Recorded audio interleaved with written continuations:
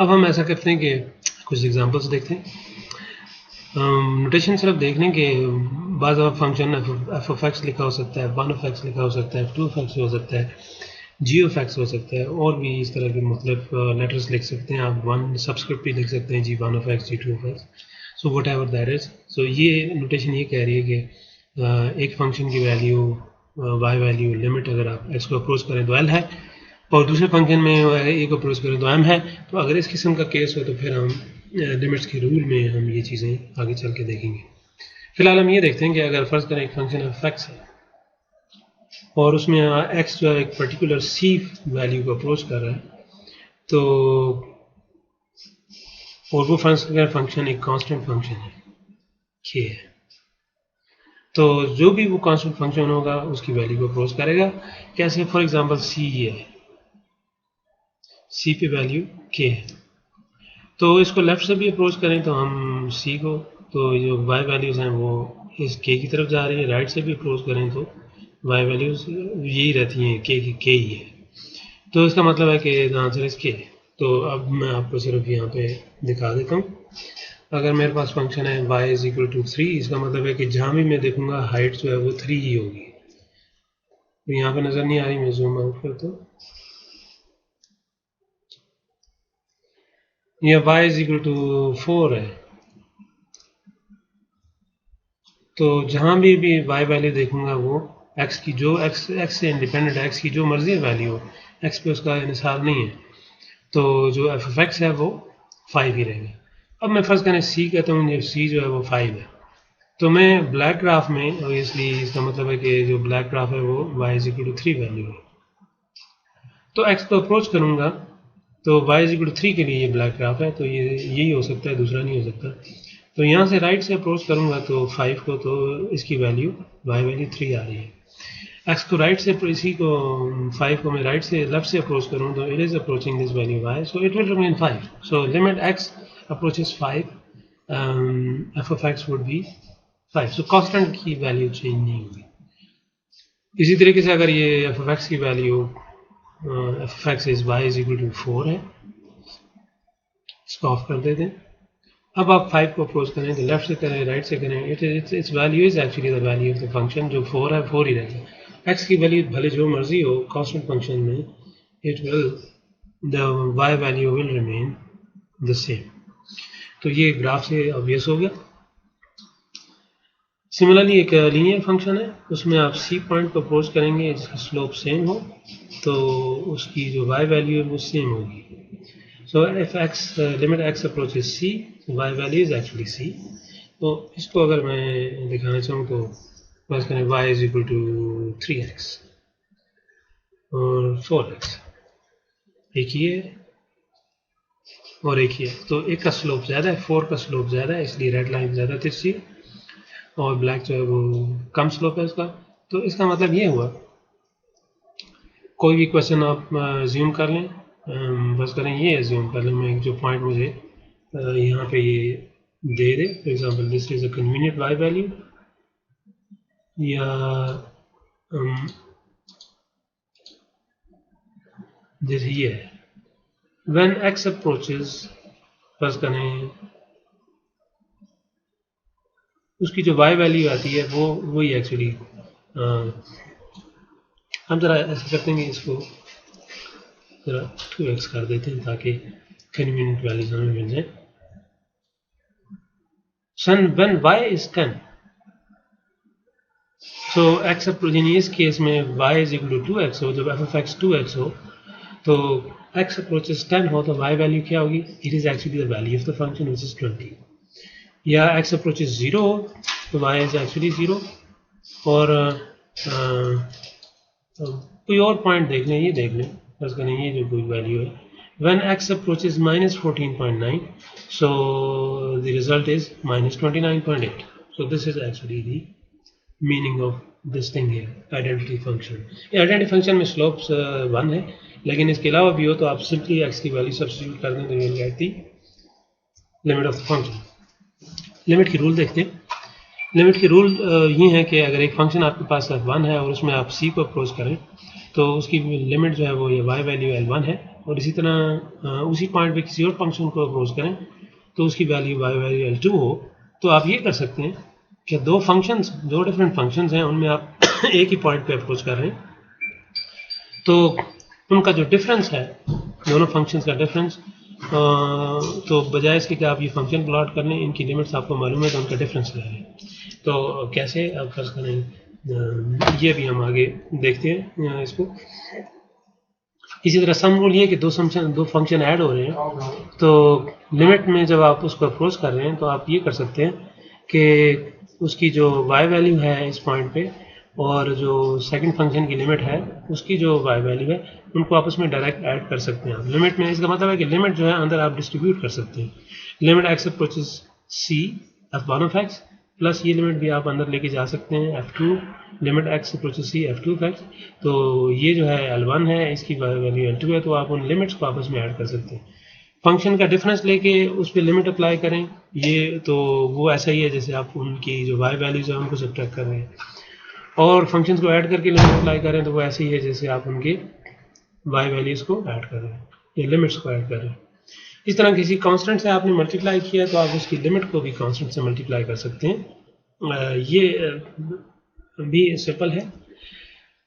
दो functions multiply कर रहे हैं तो लिमिट अगर आप दोनों के प्रोडक्ट पे ले रहे हैं तो आप उन दोनों की लिमिट्स को भी आपस में मल्टीप्लाई कर सकते हैं। सिमिलरली क्वोशिएंट रूल ये है कि दो फंक्शंस को डिवाइड करें और आप उस पर लिमिट लेने तो लिमिट डिस्ट्रीब्यूट करके उनकी जो y वैल्यूज हैं उनको डिवाइड कर सकते हैं प्रोवाइडेड। सो क्वोशिएंट रूल जो है इट इज इंपॉर्टेंट कि जब दो आप फंक्शन डिवाइड करते हैं तो there is a possibility, so you have to write explicitly कि ये जीरो ना हो। पावर रूल पे भी लिमिट लगा सकते हैं कि लिमिट x अप्रोचेस c और ये एक्सपोनेंट जो है वो एक्सपोनेंट को उधर ही छोड़ दें और लिमिट को अंदर ले जाएं। सो limit x approaches c would be actually l, तो आप उसकी y वैल्यू का एक्सपोनेंट भी ले सकते हैं, तो लिमिट एक्सपोनेंट हो तो अंदर तब भी लेके जा सकते हैं। So it is the actually the product quotient and power rule, और पीछे एडिशन सब्ट्रैक्शन डिवीजन या मल्टीप्लिकेशन, सो स्केलिंग फैक्टर है वो। So these are the rules. जैसे फर्ज करें एक्स स्क्वायर है तो एक्स स्क्वायर का मतलब ये है कि ये एक्स दो लीनियर फंक्शन को मल्टीप्लाई होके आया है, तो मैं इसको सिर्फ दिखा देता हूँ आपको कि फर्ज करें मेरे पास y is equal to x है, ये ग्राफ है, और एक और ग्राफ है वो यही है y is equal to x, और इनको मैं आपस में मल्टीप्लाई कर देता हूँ तो ये आ जाता है x पैराबोला।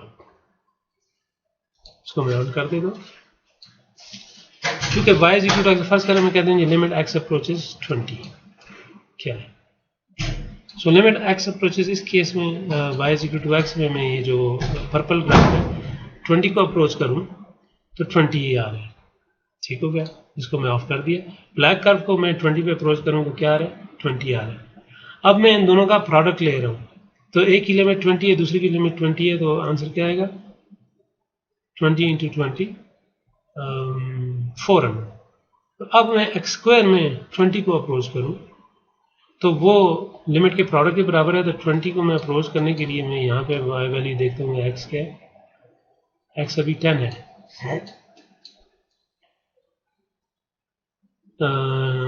400 है। मैंने बड़ी वैल्यू ले ली है लेकिन चले हम जा सकते हैं, तो हम जाते हैं 4 330, यहाँ पे आप देखें तो यहाँ पे 400 है,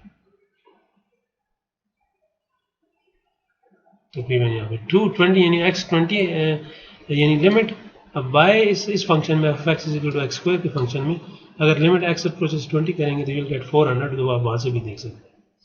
सो this is actually the meaning of this graphically.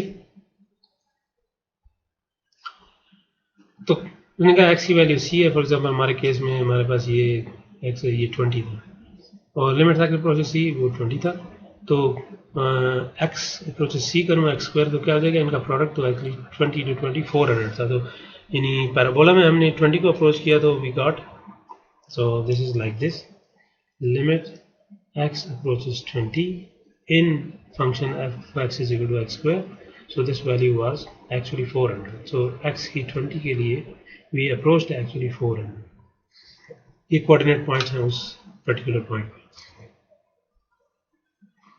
दो फंक्शन का डिफरेंस ले रहे हो x स्क्वायर माइनस 3, एक फंक्शन है x स्क्वायर, दूसरा क्या है -3, एक फंक्शन है 3, तो मैं अब इन दोनों का डिफरेंस ले रहा हूँ। तो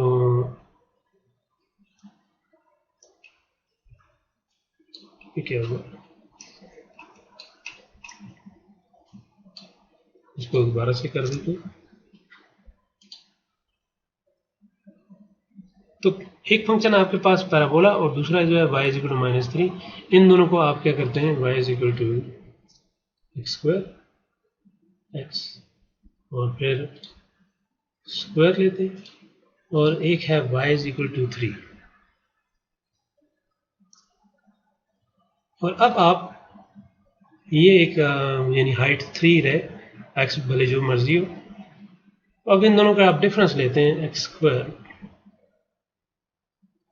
-3, तो ग्राफ जो है 3 यूनिट्स जो है वो नीचे चला गया। तो वो ये कह रहा है कि अगर आप किसी पॉइंट को अप्रोच करें, फॉर एग्जांपल ये पॉइंट हो सकता है, एक्स अप्रोचेज 1.732 है, तो इसमें आप देखें बाकियों को ऑफ कर दें, एक्स अप्रोचेज ये 2 हो, इट इज एक्चुअली 3, और पैराबोला उधर क्या है, एक्स अप्रोचेज 2 हो वो 4 है। तो इन दोनों का डिफरेंस लें तो उनकी लिमिट का डिफरेंस ले सकते हैं। तो एक्स स्क्वायर माइनस 2 की लिमिट जो है that would be this one, और इसमें अगर आप इसको 2 को अप्रोच करेंगे तो उनका डिफरेंस लें तो 3 माइनस 2 1 आता है।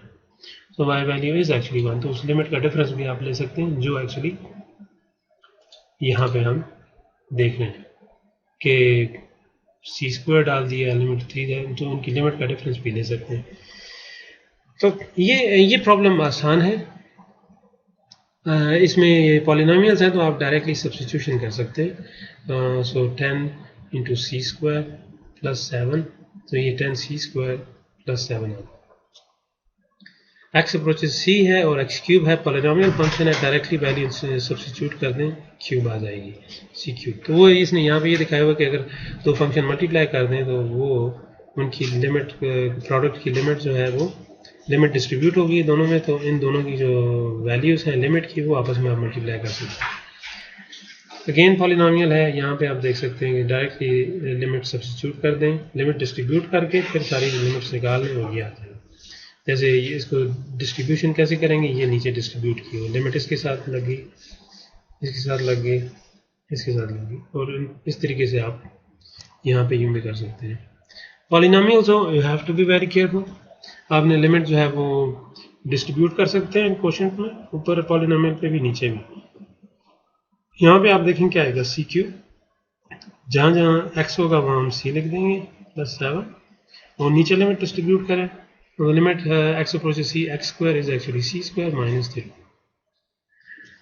ये काम आप तब नहीं कर सकते जब आप एक्स अप्रोचेज 3 करें, सॉरी यहाँ पे इसमें कोई इशू नहीं है, या √3 करें, √3 स्क्वायर विल बी एक्चुअली 3, सो √3 जो भी वैल्यू है 1.7 समथिंग, तो वो आप इसमें नहीं डाल सकते, because that will end up into an infinity here, या anything divide by 0 would make this function undefined और इन्फिनिटी।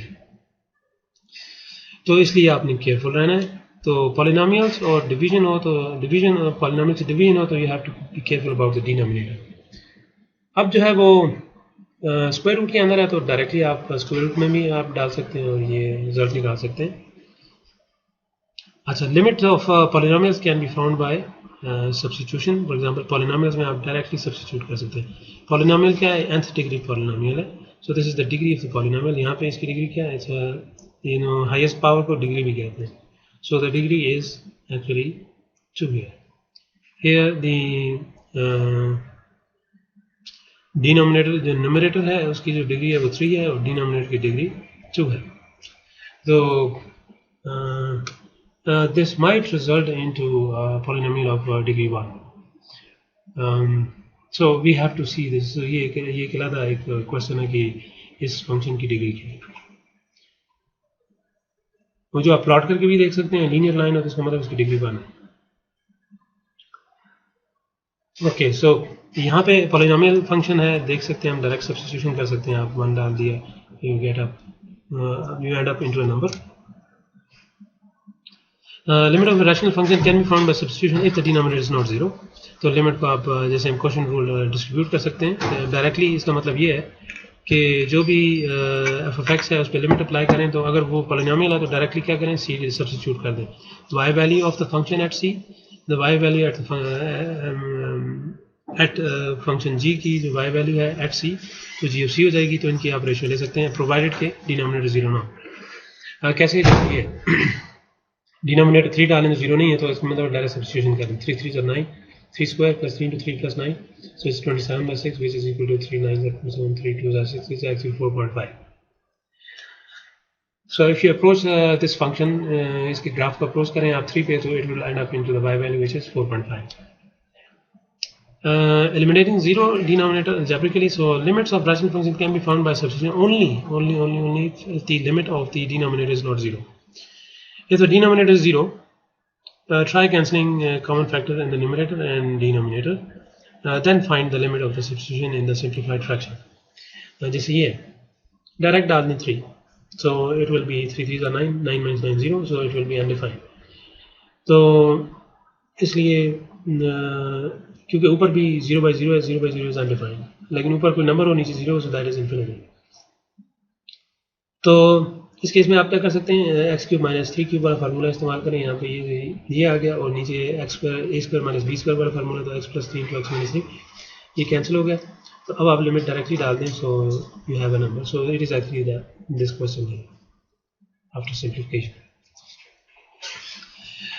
कॉमन फैक्टर जो है इसको स्क्वायर रूट वाला देख लें कि एक क्वाड्रेटिक फ्रैक्शन से आप या डिवाइड कर दें, मल्टीप्लाई करें तो 5 इंटू -5 इंटू 1 करें, तो इस तरीके से आप जो है वो ये फैक्टर आ जाएंगे। सो -5x प्लस x प्लस 4, तो उस तरीके से आप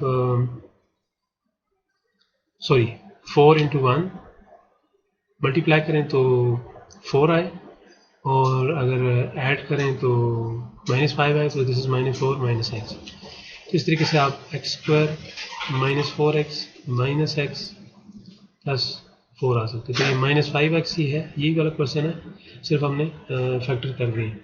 तो x into x minus 4, -1 common है, x minus 4, so this is x minus 4 into x minus 1, ये कैंसिल हो गया। सो डायरेक्ट लिमिट डाल दें, 1 - 4 is -3। Factor and reduce strategy है इसमें। अब एक और जो है इसमें आप देख सकते हैं कि स्क्वायर रूट हो, और इसमें वो नहीं है, इसमें हमारे पास इसको ना फैक्टर कर सकते हैं ना रिड्यूस कर सकते हैं। सो जो ऑप्शन रह जाती है वो रैशनलाइज है। रैशनलाइज से हम देखेंगे कि क्या आता है।